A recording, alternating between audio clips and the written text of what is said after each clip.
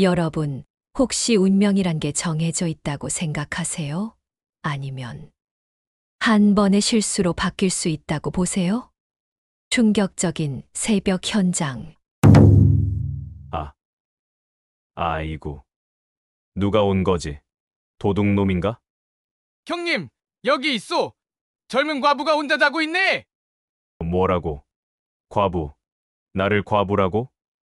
얼른 보쌈에 가자. 우리 도련님이 기다리고 계시니. 음. 이 여자 꽤나 몸집이 크네. 힘이 좋아. 농사일을 많이 했나 보. 그래도 젊으니 문제 없지. 이런 미친. 내가 여자로 보이나? 아니, 왜 하필 내가? 자, 조심조심. 다치지 않게 해야 해. 아, 이제 죽었구나. 어떻게 이런 일이? 가자. 새벽이 밝기 전에 도착해야 해. 어디로 가는 거야? 이게 꿈이야, 생시야? 30분 후, 낯선 집 안방에서. 오라버니들이 데려온 분이 여기 계시는군요.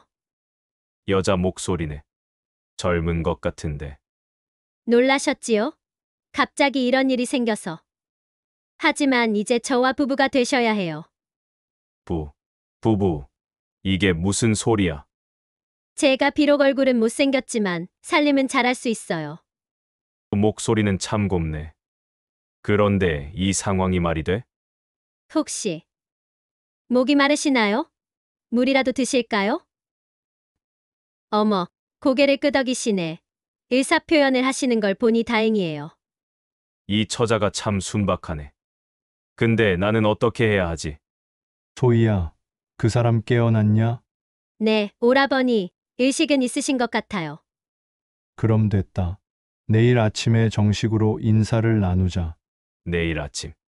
그럼 내 정체가 들통나겠네. 자, 여러분. 이제부터 제가 들려드릴 이야기는 정말 기가 막힙니다. 그 주인공이 바로 호라비 춘식이란 사람인데요. 이 양반이 어떻게 해서 이런 황당한 일을 당하게 되었는지부터 말씀드려야겠어요. 춘식은 35살 호라비였습니다. 아내를 일찍 여의고 혼자 살림을 꾸려가고 있었는데 하루하루가 참 고달팠어요. 새벽부터 밤늦게까지 농사일에 매달려도 먹고 사는 게 빠듯했거든요. 그런데 이 춘식의 옆집에는 난실이라는 젊은 과부가 살고 있었어요. 난실은 28살로 춘식보다 7살이나 어렸는데 남편을 일찍 잃고도 혼자서 농사를 지어 꽤나 넉넉하게 사는 능력 있는 여인이었습니다. 두 사람은 담장 하나를 사이에 두고 살면서도 서로 말 한마디 제대로 나눈 적이 없었어요. 춘식은 은근히 난실을 의식하고 있었지만 난실은 늘 차가운 태도로 일관했거든요. 그런데 어느 겨울날 저녁 뜻밖의 일이 일어났습니다. 난실이 조심스럽게 춘식네 대문을 두드리더니 손에는 따끈한 좁쌀죽 한 그릇을 들고 나타난 거예요. 저 어려운 부탁이 하나 있어서 왔습니다. 춘식은 깜짝 놀랐어요. 평소에 인사도 제대로 받아주지 않던 난실이 이렇게 정중하게 부탁을 하다니. 친정에 대사가 생겨서 며칠 집을 비워야 하는데 그동안 우리 집 좀 봐주실 수 있을까요? 춘식의 가슴이 쿵쿵 뛰기 시작했어요. 드디어 내 진심을 알아주는 건가 하는 생각이 들었거든요. 안심하고 다녀오시오. 내가 책임지고 지켜드리겠소. 그렇게 해서 춘식은 난실네 집을 지키게 되었어요. 처음 이틀은 성실하게 집 둘레만 돌면서 지켰는데 사흘째 되는 날 생각이 바뀌었습니다. 이럴 게 아니라 도둑이 노리는 건 안방 물건일 텐데 그냥 안방에서 자면서 지키는 게 낫겠다. 그날부터 춘식은 난실내 안방에서 잠을 자기 시작했어요. 처음에는 어색하고 불편했지만 며칠 지나니 이상한 상상을 하게 되더라고요. 혹시 난실이 나한테 마음이 있어서 이런 기회를 만든 건 아닐까. 젊은 과부가 수절만 하고 살기에는 너무 외로울 텐데. 춘식은 그런 헛된 상상에 빠져서 혼자 웃으며 잠이 들었습니다. 그런데 바로 그날 밤, 정말 도둑이 나타난 거예요. 새벽 3시쯤 창호지 너머로 그림자들이 어른거리더니 창문이 슬그머니 열렸어요. 춘식은 깜짝 놀라서 깨어났지만 너무 무서워서 꼼짝도 못하고 이불을 뒤집어 쓰고 있었어요. 그런데 이 도둑들이 심상치 않았어요. 형님, 여기 젊은 과부가 혼자 자고 있소. 좋다. 우리 도련님 장가 보내기 딱 좋겠군. 도둑이 아니라 보쌈꾼들이었던 거예요. 춘식은 속으로 기절할 뻔했어요. 내가 과부로 보이나? 아니, 이게 무슨 일이야.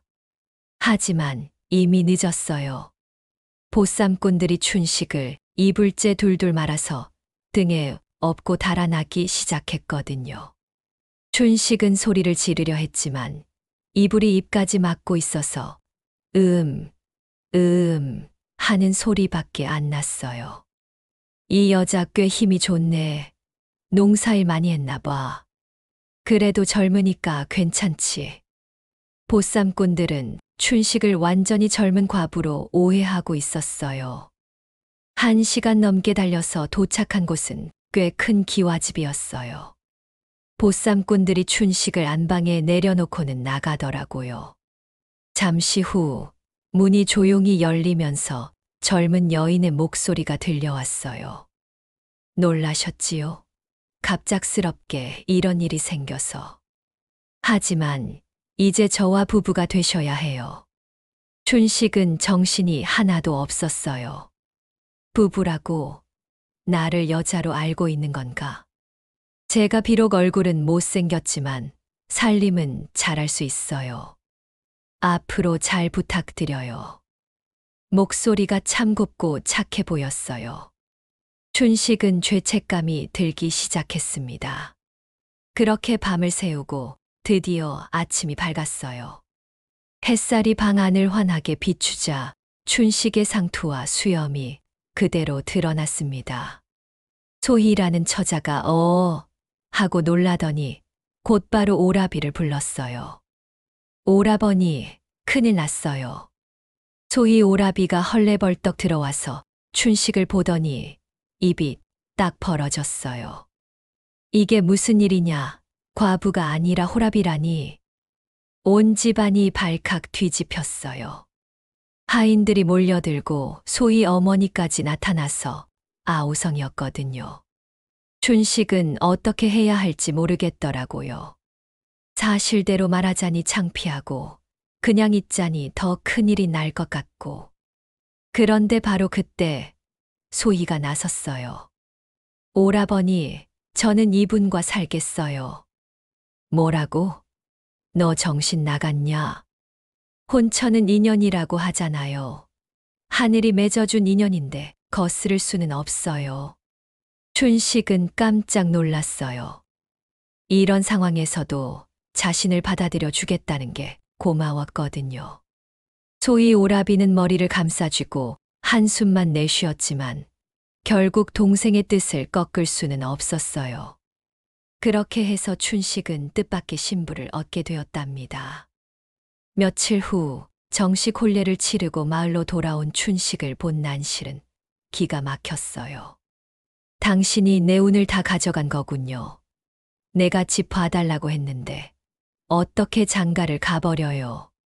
하지만 춘식은 껄껄 웃으며 대답했어요. 허허 과부님, 팔자라는 게 하늘이 정해주는 게 아니라 결국 사람 마음이 만드는 거 아니겠소.